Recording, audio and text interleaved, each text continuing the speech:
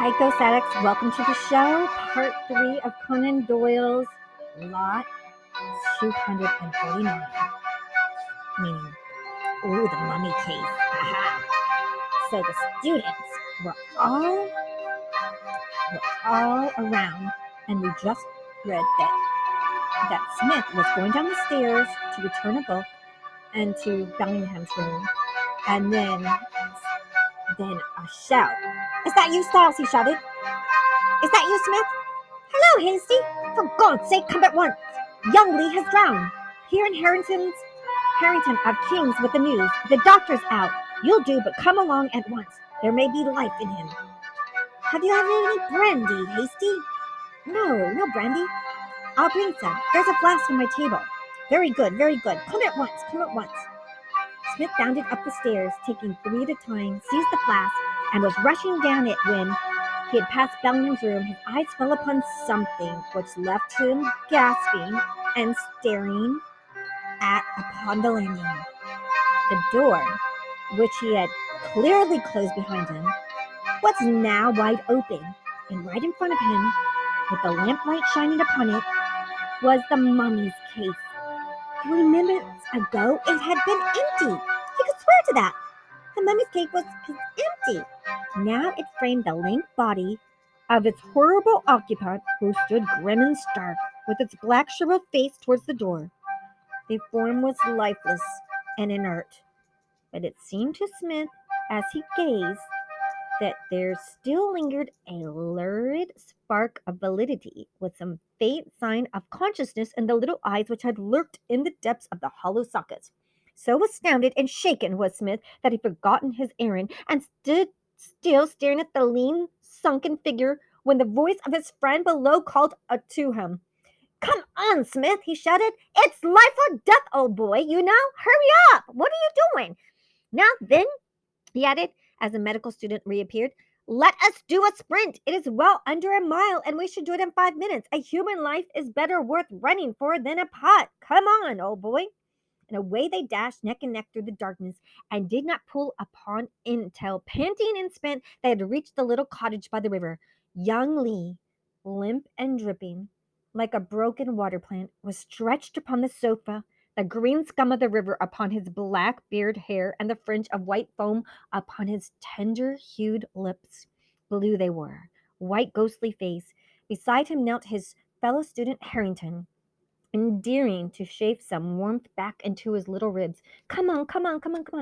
"I think there's some life in him," said Smith, with his hands to his side. "Put your watch glass to his lips. Yes, there's dimming in it.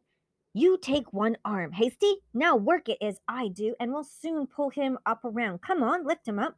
For 10 minutes they worked in silence, inflating and depressing the chest of the unconscious man, trying to bring some life back into the man. At the time of that, a shiver ran through his body, his lips trembled, and his eyes began to open, and he opened his eyes, and the 3 stones burst out into impossible cheer. Here, his eyes are opening, his eyes, yes! Wake up, old chap, you've given us a good fright, quite enough. Here, have some brandy.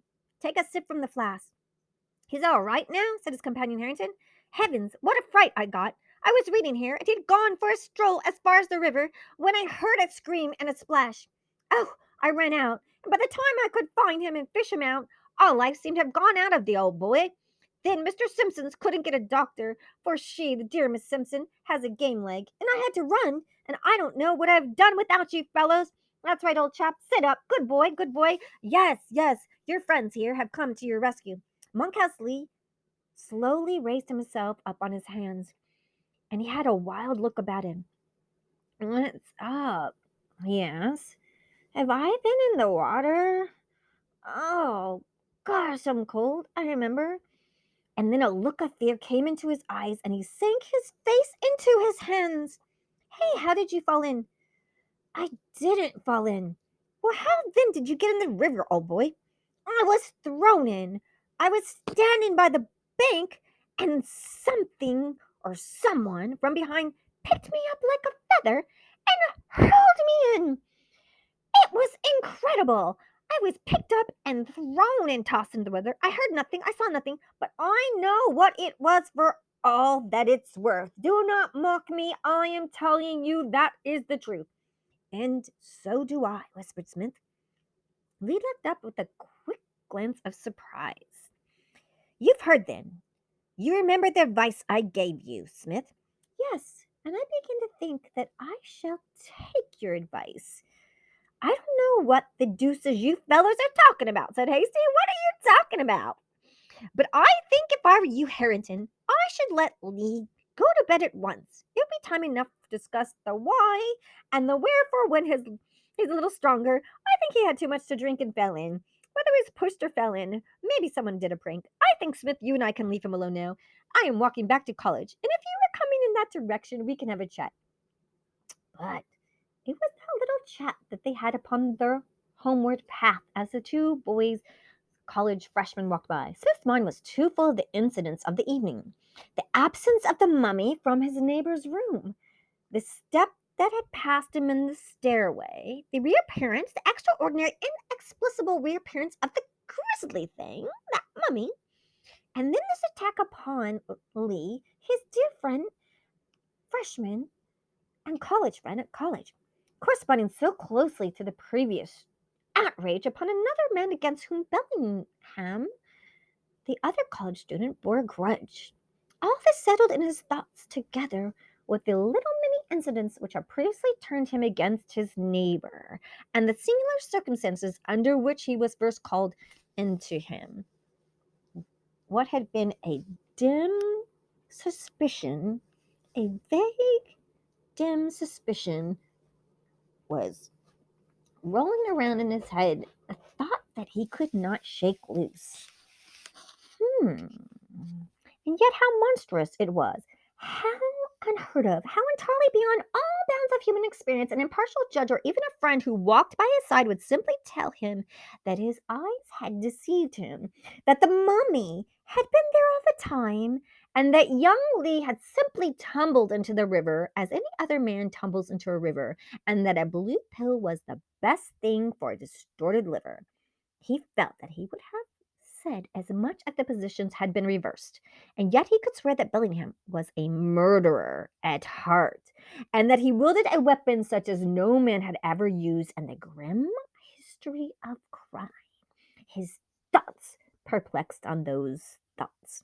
Hasty had branched off into his rooms with a few crisp and emphatic comments upon his friend's unsociability, and Abercrombie Smith crossed the quadrangle to his corner turret room with a strong feeling of repulsion for his chambers and their associations. My room doesn't look so great now. There's so many weird activities going on at lot 249, near lot 249, that mummy case.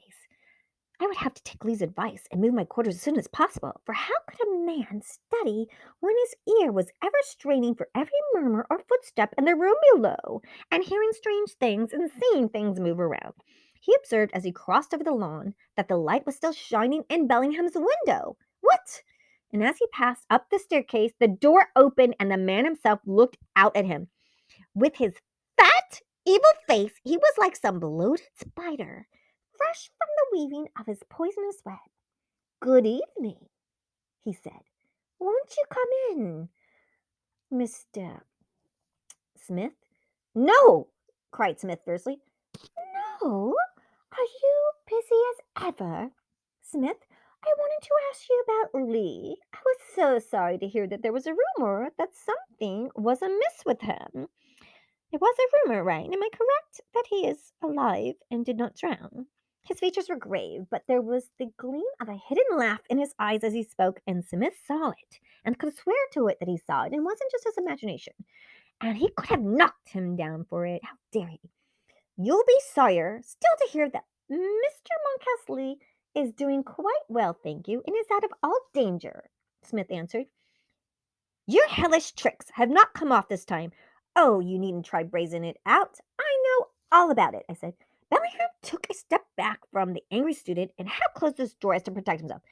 You're mad. You're simply mad. By what do you mean? Do you assert that I had anything to do with Lee's accident for drowning? Are you crazy? Yes, said Smith. You and that bag of mummy bones behind you. You worked it between you. I tell you what it is, Master B. They have given up burning folk like you, but we still keep a hangman. And by George, if any man in this college meets his death while you are here, I'll have you up. And if you don't swing for it, it won't be my fault. You will find that your filthy Egyptian tricks won't answer in England. You're a raving lunatic, you English Oxford student, said Bellingham. Why, what prosperity are you saying to me? All right, you just remember what I said, for you'll find that I'll be better than my word, I said in a huff and walked by. The door slammed, and Smith went fuming up to his chamber, where he locked the door upon the inside and spent half the night in smoking his old briar and brooding over the strange incidents of the evening, huffing and puffing. The next morning, Abercrombie Smith heard nothing of his neighbor, but Harrington called upon him in the afternoon to say that Lee was almost himself again. Oh, yes, Lee is quite himself all day. And Smith had to work and study, but in the evening he was determined to pay a visit to his friend Peterson, which he had started upon the night before he was so rudely interrupted. A good walk and a friendly chat would be most welcome when his jangled nerves, after all that had occurred, and his mind is just simply spinning with all kinds of thoughts. Billingham's door was shut as he walked past the stairs, but glanced back. When he had some distance from the turret, he saw his neighbor's head at the window outlined against the lamplight, his face pressed apparently against the glaze as he gazed out into the darkness. His gaze was eerie. It was a blessing to be away from all contact with him, if it be for a few hours, and Smith stepped out briskly out of the dorm room and breathed the soft spring air into his lungs and walked across the lawn. The half moon lay and the rest between the two Gothic pinnacles and threw upon the silver street a dark tracery from the stonework above. So the shadow from the apartment building, the dorm rooms. There was a brisk breeze. It was cold, and light fleecy clouds drifted swiftly across the sky. Olds was on the very border of the town, and in 5 minutes Smith found himself beyond the houses and between the hedges of a May-scented Oxfordshire lane. It was a lonely and little frequented road that led to his friend's house. Early as it was, Smith did not meet a single soul upon his way. He walked briskly along the path until he came to the avenue gate, which opened into the long gravel drive leading up to the Farlingford house. In front of him he could see the cozy red light coming out of the windows, glimmering through the foliage. He stood with his hand upon the iron latch of the swinging gate, and he glanced back at the road along which he had come. Something was coming swiftly down the road. What was it? It moved in the shadow of the hedge, silently and furtively, a dark, crouching figure, dimly visible against the black ground. Even as he gazed back at it, it had lessened its distance by 20 paces and was fast closing upon Smith. Out of the darkness, he had a glimpse of a scraggy neck and of two eyes that will ever haunt him in his dreams. He turned, and with a cry of terror, he ran for his life up the avenue. Ah! Ah! There were the red lights, the signals of safety almost within a stone's throw of him. He was a famous runner, but never had he run as fast as he ran that night. The heavy gate had swung into place behind him, but he had heard it dash open again before his pursuer. As he rushed madly and wildly through the night, he could hear a swift, dry patter behind him, and could see, as he threw back a glance, that his horror was bounding like a tiger at his heels with blazing eyes and stringy arms outthrown. Thank God the door was ajar. He could see the thin bar of light which shot from the lamp in the hall. Nearer yet sounded the clatter from behind. He heard a horse gargling at his very shoulder. With a shriek, he flung against the door, slammed and bolted it behind him, and sank half fainting into the hall chair. My goodness, Smith, what's the matter? Asked Peterson, appearing at the door of his study. Give me some brandy. Brandy, sir. Why, Peterson, you look as if you seen a ghost. Peterson disappeared and came rushing out again with a glass and a decanter. You need this, he said, as the visitor drank off what he poured out for the man. Why, man, you are as white as cheese. Phew, it's like you seen a ghost or something. What was there, like a wolf? Smith laid down his glasses, rose up, and took a deep breath. I am my own man now again, he said. I was never so unmanned before. But with your leave, Peterson, I will sleep here tonight, for I don't think I could face that road again except by daylight. It's weak, I know, but I can't help it. Peterson looked at his visitor with very questioning eyes. Of course you can sleep here if you wish, Mr. Smith. I'll tell Mrs. Burney to make the spare bed. Where are you off to now? Come up with me to the window that overlooks the door. I want to see what I have seen. I want to show you what was out there. They went up to the window of the upper hall, whence they could overlook the whole front of the house. The drive and the fields on either side lay quiet and still, bathed in the peaceful night. Well, really, Smith, remarked Peterson, it is very well that I know that you must be an ambidextrous man. What in the world could have frightened you so much so? It just must have been some kind of animal. I'll tell you presently. But where could it have gone? And ah, now look, look. See the curve of the road just beyond the gate? Look over there, quick, quick. Yes, I see. You needn't pinch my arm off, old boy. I saw someone pass. I should say a man, rather thin, apparently, and tall, very tall. But what of him? And what of yourself? You are so shaken like an aspen leaf. You're terribly trembling. Well, what has gone into you, old boy? I have been within the hand grip of the devil. That's all. But come down to your study, and I shall tell you the whole story. Oh, God, what is going on? So they went into the study under the cheery lamplight with a glass of wine on the table beside them. And Peterson poured the wine, and they each drank. And Smith held the wine glass, shaking, and the portly form and the florid face of his friend in front, he narrated in their order all the events, great and small, which had formed so singular a chain from the night on which he had found Bellingham fainting in the front of the money case until his horrid experience of an hour ago. There now, he said, as he concluded, that's the whole black business. It is monstrous and incredible, but it is all true, old boy. This needs to be stopped, and now they're coming after me. The Reverend Plumtree Peterson sat there for a time in silence in his chair, with a very puzzled expression on his face. He just couldn't gasp what he just heard. I have never heard of such a thing in my entire life. Never, he said at last. You have certainly told me the facts. Now, pray tell me your inferences. You can draw your own, Mr. Peterson, but I should like to hear yours. You have thoughts over the matter, and I have not. Well, it must be a little vague in detail, but the main point seems to be clear enough. This fellow Bellingham, in his Eastern studies, has got a hold of some infernal secret by which the mummy, or possibly only this particular mummy, can be terminally brought to life. He was trying this disgusting business on the night when he fainted, trying to bring this mummy to life with some Egyptian curse or spell. No doubt the sight of the creature moving had shaken his nerves, and then he fainted, even though he expected the mummy to come to life. You remember that almost the first words he said were to call out upon himself as a fool. Well, he got more hardened afterwards and carried the matter through without fainting. The fatality which he could put into was evidently only a passing thing, for I have seen it continually in his case as dead as this table.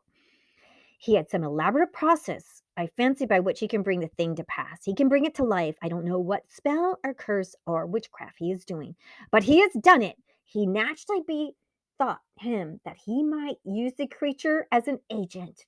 It has intelligence and it has strength. For some purpose he took Lee into his confidence, but Lee, like a decent Christian, a decent bloke, would have nothing to do with such crazy nonsense business, this dark stuff, this dark matter, this black matter, this evil and atrocity. Then they had a row, and Lee vowed that he would tell his sister of Bellingham's true character. Could you believe it? And Bellingham's game was to prevent him from telling his sister, and he nearly managed it by setting this creature on the back of his track. He had already tried its powers on another man, Norton, towards whom he had a grudge. It is the merest chance that he has not 2 murders upon his soul.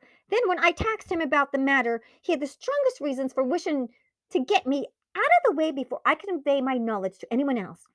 He's got his chance when I went out, for he knew my habits and where I was bound for. I have had a narrow shave, Peterson, and it's a mere luck you didn't find me on your doorsteps the next morning dead. I'm not a nervous man as a rule, and I've never thought to have the fear of death put into me as I was tonight. So that is the whole story. Something has got to be done. My dear boy, dear boy, you are taking the matter too seriously, said his companion. Your nerves are out of order with your work, and you make too much of it. How could such a thing of this stride about the streets of Oxford, even at night, without being seen or noticed or heard? This just doesn't go on in Oxford, dear boy. Maybe you've been drinking too much. It has been seen. There's quite a scare in the town about an escaped ape, as they imagine the creature to be. It is the talk of the place. Well, it's a striking chain of events, and yet, my dear fellow, you must allow that each incident in itself is capable of a more natural explanation. I'm sure there's something very simple and natural. What? Even my adventure tonight? Certainly. You come out with your nerves all unstrung, and your head full of this theory of yours. Your imagination must have gone wild and got the better of you. Some gaunt, half famished tramp steals after you, and seeing you run is emboldened to pursue you, to steal from you your fierce imagination due to the rest, or some wild dog out there. It won't do, Peterson. It simply won't do. I tell you, what I tell you is the truth. And again, in the instance of finding the mummy's case empty, and then a few moments later with the occupant, you know that it was lamplight, that the lamp was half turned down, and that you had no special reason to look hard at the case. It's quite possible that you may have overlooked the creature in the first instance. No, no, no, it's simply out of the question. And then Lee may have fallen into the river and Norton been garroted. It is certainly a formidable indictment that you have against Bellingham. If you were to place it before a police magistrate, he would simply laugh in your face. You could not say these things against Bellingham, that he's tried to kill two of your classmates. I know he would have. That's why I mean to take the matter into my own hands. Your own hands? How? Yes, I feel the public duty rests upon me, and besides, I must do it for my own safety, unless I choose to allow myself to be haunted by this beast out of the college, and that would be a little too feeble. I have quite made up my mind what I shall do. And first of all, may I use your paper and pens for an hour, sir? Most certainly, Smith. You will find all that you want at that table right over there in my study. Abercrombie Smith then sat down at the table, a sheet of foolscap, and for an hour, and then for a second hour, and his pen traveled swiftly over it. Page after page was finished and tossed aside, while his friend leaned back against the armchair, sipping his brandy, looking at him with quite curiosity and much patience. At last, with the exclamation of satisfaction, Smith sprang to his feet, gathered up his papers into orders, and then laid the last one upon Peterson's desk. Kindly sign this as a witness, said Smith to Peterson. A witness of what? Of my signature and the date. This date is most important. Why, Peterson, my life might be hanging upon it. Oh, my dear Smith boy, you are talking wildly. Let me beg you to go to bed and get some sleep and think it over in the morning. On the contrary, sir, I've never spoken so deliberately in my life, and I will promise to go to bed the moment you have signed this paper, Mr. Peterson. But what is it? Said Peterson to Smith. It is a statement of all that I've been telling you tonight. I wish you to be a witness. Well, certainly, said Peterson, signing his name under that of a companion. There you are. But what is the idea? Will you kindly retain it and produce it in the case I am arrested? Arrested, dear boy, for what? For murder. It is quite on the cards. I wish to be ready for every event. There is only one course upon me now, and I'm determined to take it. It could possibly lead to murder, because I am prepared to stop this evil that is going on at our college so that no one else is affected, not one of my classmates, not one freshman. For heaven's sakes, Smith, don't do anything rash, dear boy, nothing rash. Believe me, it would not be far more rash to adopt any other course. I hope that we won't need to bother you, but it will ease my mind to know that you have the statement of my motives, and now I'm ready to take your advice and to go to roost, for I want to be my best in the morning. Very well, sir. Have a good night, and may you rest tight, and maybe tomorrow we can talk about it, and you might have a different viewpoint. So Smith was not entirely pleasant man to have as an enemy. Slow and easy-tempered, he was formidable and driven into action. He brought to every purpose in life the same deliberate resoluteness which had distinguished himself as a scientific student. He had laid his studies aside for a day, but he intended that that day should not be wasted. Not a word did he say to his host as to his plans, but by 9 o'clock, as he was well on his way back to Oxford University, In the high street, he stopped at Clifford's, the gunmaker's store, and he bought a heavy revolver gun with a box of central fire cartridges. 6 of them he slipped into the gun chambers, and half copying the weapon, placed it in the pocket of his coat. He then made his way to Hasty's room, where the big oarsman was lounging over his breakfast with the Sporting Times propped up against his coffee pot. "Hello, what's up, Smith?" he asked. "Would you have some coffee?" "No, thank you. No, thank you. I want you to come with me, Hasty, and do what I ask you." "Certainly, my boy, certainly. Let me have a cup of coffee. By Joe, it's early. And bring a big, heavy stick with you." "What?" said Hasty. "Are we doing a hunting crop? Is there something that fell like an ox?" "One other thing. You have a box of amputating knives. Give me the longest of the knives." "You need my hunting knives?" "Well, here, old boy, you need to borrow a knife. What are we gonna go hunting some wild boar? You seem to be fairly on the war trail. Anything else? Do tell me." "No, that will do." Smith placed the knife inside his coat and led the way to the quadrangle. "We are neither of us chickens, Hasties," he said. "We are not chicken. We are men. I think I can do the job alone. But I take you as a precaution. I'm going to have a little talk with Bellingham.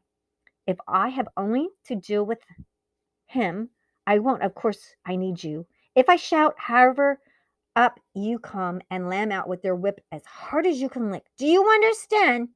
"All right, I'll come in if I hear you, boy. With my whip? Oh, what's going on?" "Stay here then. It may be a little time, but don't budge until I come down. I am a fixture like a marble statue, dear boy. Oh, this is such an adventure. I can't wait to see the adventure." Smith ascended the stairs and the dorm room and opened Bellingham's door and slept in to the room. Bellingham was seated behind his table writing. Beside him was a litter of strange possessions toward the mummy case with its sale number 249 still stuck upon its front and its hideous occupant stiff and stark within it, the lingering hideous mummy. Smith looked very deliberately round him, closed the door and locked it, and took the key from inside, and then stepping across to the fireplace, struck a match and set the fire alight. Bellingham sat staring with his amazement and rage upon his bloated face. "How dare you come into my room just like that?" interrupted. "Well, really now, you make yourself at home, young Smith," he gasped. "Yeah," and Abercrombie Smith sat himself deliberately down, placing his watch upon the table, drew out his pistol, cocked it, and laid it upon his lap. Then he took a long amputating knife from his blossom and threw it down in front of Bellingham. "Now then," he said, "just get to work and cut up that mummy. Destroy the mummy. Cut it up." "Oh, is that it?" said Bellingham with a sneer. "To cut up the mummy with this knife?" "Yes, that is it. They tell me that the law can't touch you, but I have a law that will set matters straight. And if in 5 minutes you have not set to work, I swear by the God who made me that I will put a bullet through your brain. Do you hear me, Bellingham? I will not hesitate to shoot you in your head." "You would murder me?" Bellingham had half risen, and his face was the color of putty. "Murder me and shoot me? Yes, of course. And for what, I pray tell, Mr. Smith?" "To stop your mischief. 1 minute has gone, dear Bellingham, and counting. Tick, tick, tick. Oh, but pray tell me what I have done." "I know you know. Now quit stalling. There is mere bullying." 2 minutes have gone, Bellingham. Tick, tick, tick, tick. Tick tock, tick tock, tick, tick, tick tock. Click. Stay tuned for part 4 of lot number 249, The Ghostly Chilling Story. Ooh, by Conan Doyle. Please like and subscribe and share and hit the 5 stars. And please download the podcast. And we thank you for your 5-star reviews. Thank you for listening and come back for part 5.